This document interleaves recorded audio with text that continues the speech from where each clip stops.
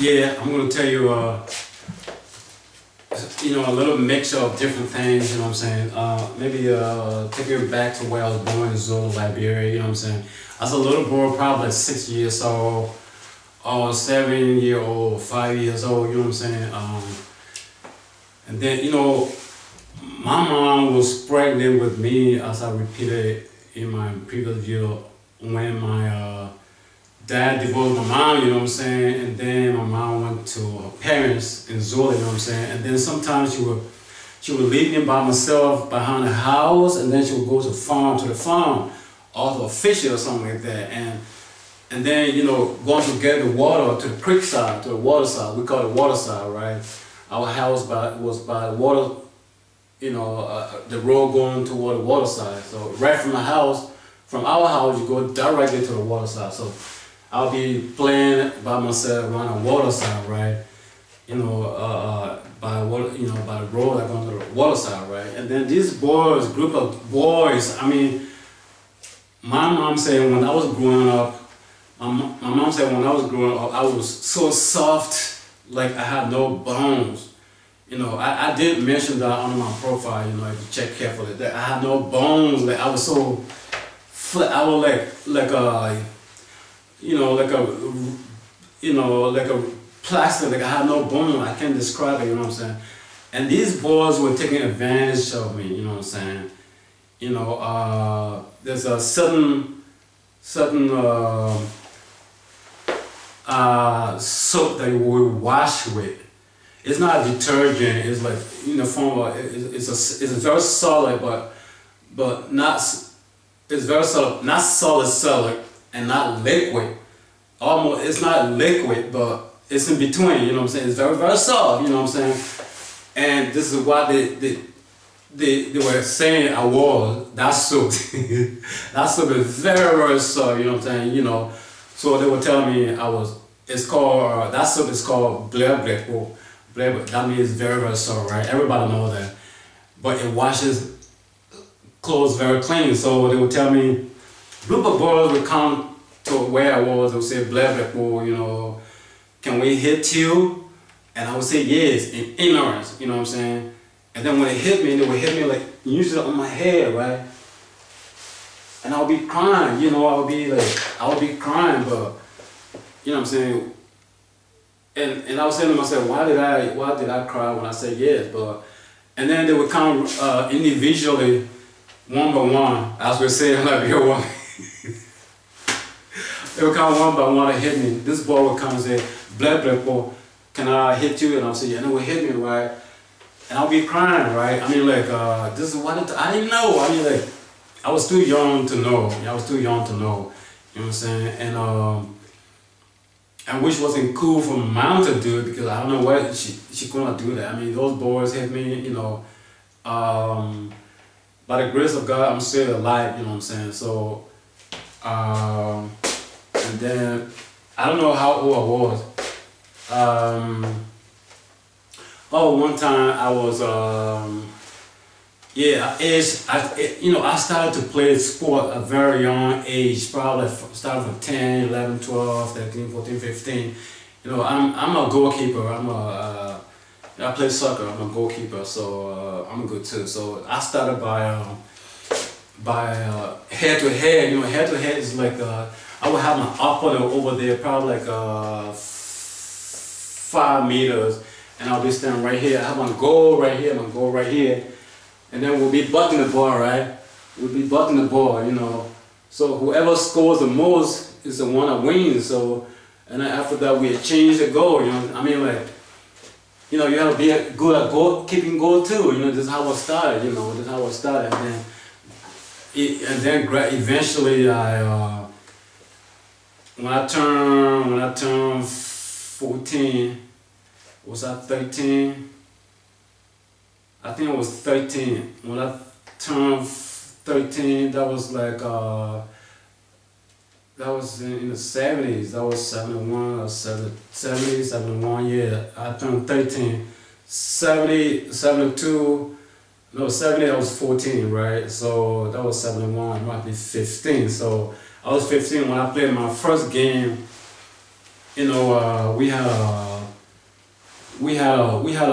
a team out there called Super 11, right? So and there was no goalkeeper, you know what I'm saying? And the captain of the manager of the team, he knew that I could keep goal or something like that. But and we were going for a game, right? There was no goalkeeper. So one time I was on the street in Zuli, you know, and he himself kind of brother like that, you know what I'm saying? He's a kind of brother, kind of he's older than me, and but I wanted to keep going, right? So I gave him a 50 cents.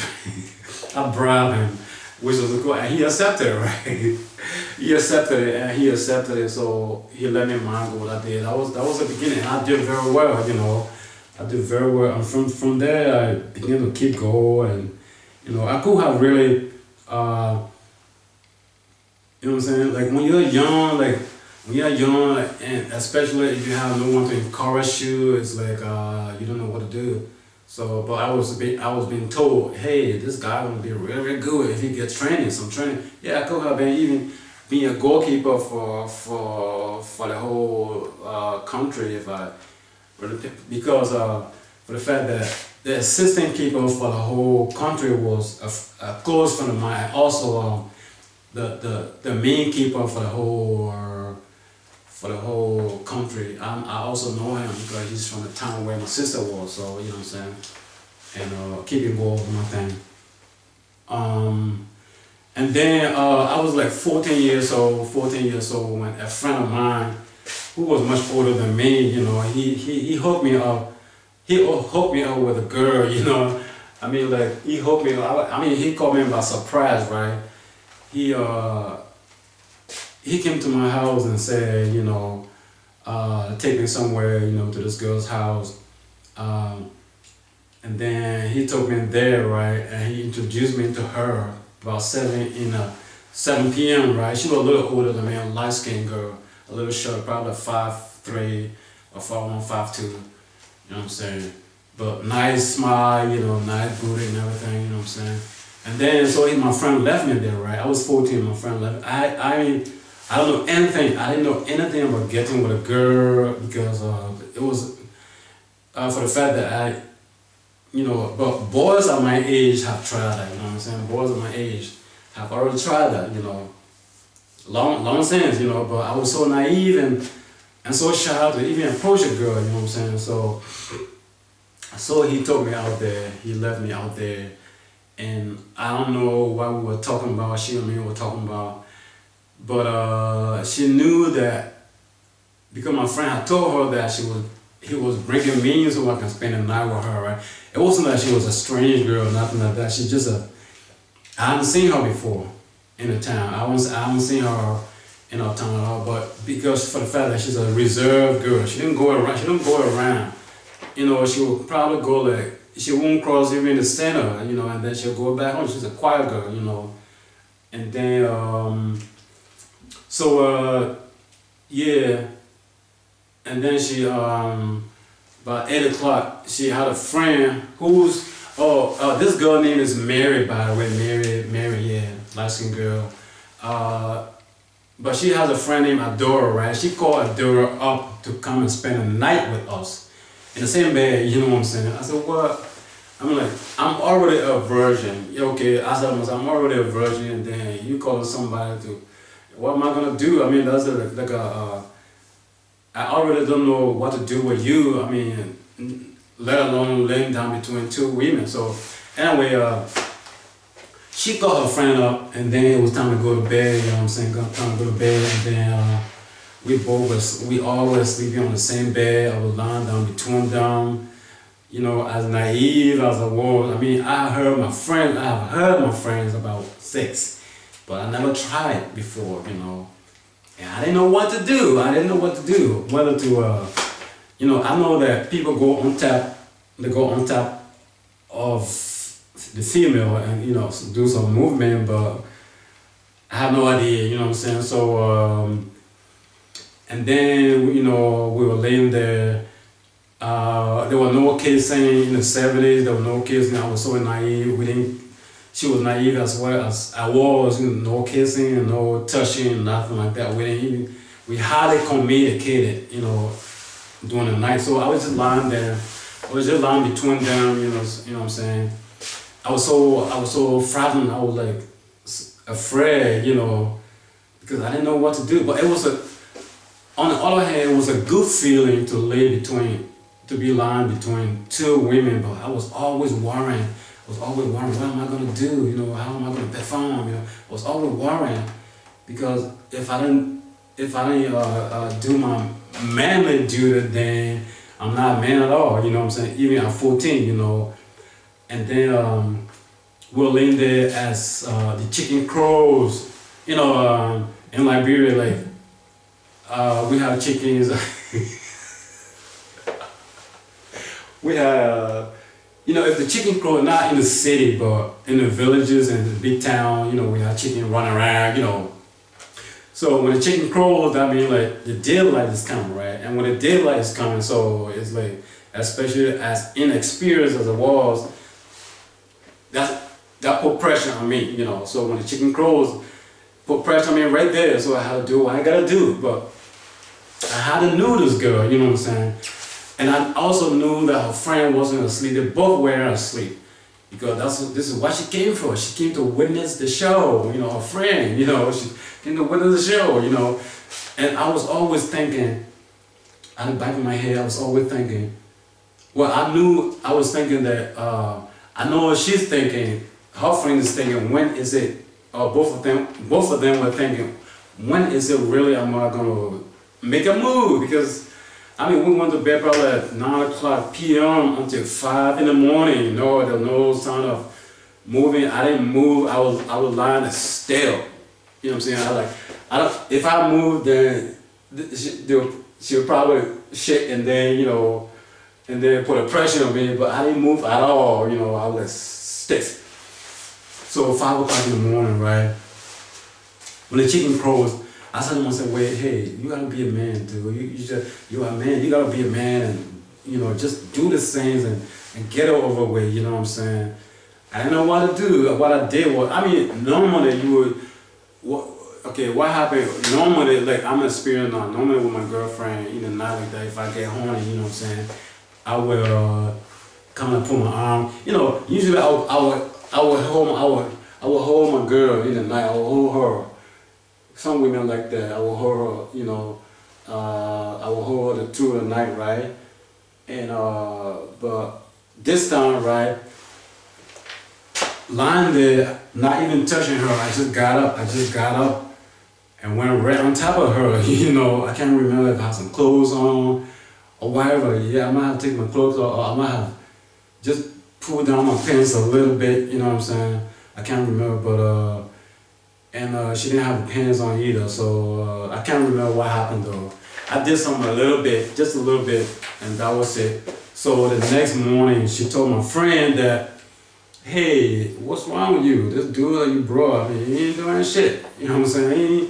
He ain't worth for nothing, you know what I'm saying? I said, damn. So my friend told me, right? I said, wow, I had like a bad conscience right there. So, but again, the next night, the following night now, she still wanted me to, where I told her I still want to spend the night with you, just to prove that, not like that, but just to prove, I was just telling myself, just to prove to myself that I can do the thing, because I know I can do the thing, you know what I'm saying, even though, it was just it was an introduction, an initiation of the whole thing, so she let me spend an hour with her again, but this time though, her friend Adora wasn't there. This time her parents, well actually the first time that happened, the very first time, right, they have an annex to the main house, you know what I'm saying? And it was an annex house that we slept in. But this time though, she had another room in the main house. That was the main house that